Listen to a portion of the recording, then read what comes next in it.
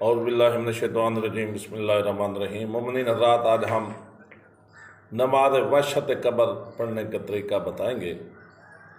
جب بھی کوئی مومن اس دنیا فانی سے چلا جاتا ہے تو اسی رات نماز وحشت قبر پڑھنی چاہیے۔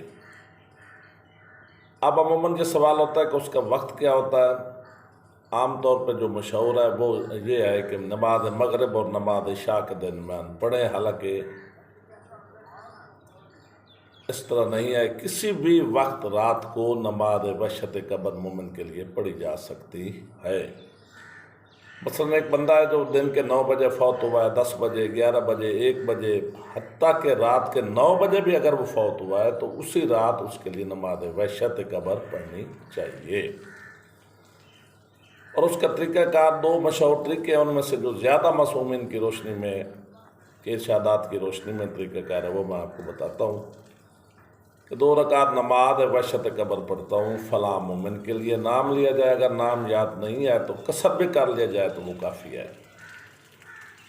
پہلی رکعت میں سورہ حمد کے بعد آیت الکرسی پڑھنی ہے، دوسری رکعت میں سورہ حمد کے بعد 10 دفعہ سورہ قدر یعنی انا انزلنا پڑھنا ہے، اور اس نماز کا ثواب ہدیہ کر دینا ہے دنیا فانی سے چلے جانے والے مومن کے لیے۔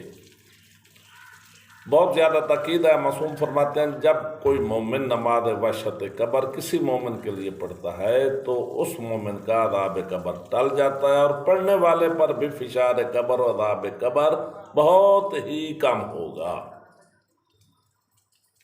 ایک اور یہ سوال کیا جاتا ہے کہ عموماً بھی مومنین کے لیے نماز وحشت قبر پڑھی جا سکتی ہے، تو اس کا جواب بھی یہی ہے کہ صبح کی 2 رکعت نماز کس طرح بے شک نماز پڑھ کے مومنین و مومنات جو دنیا فانی سے چلے گئے ہیں ان کو ہدیہ کیا جا سکتا ہے۔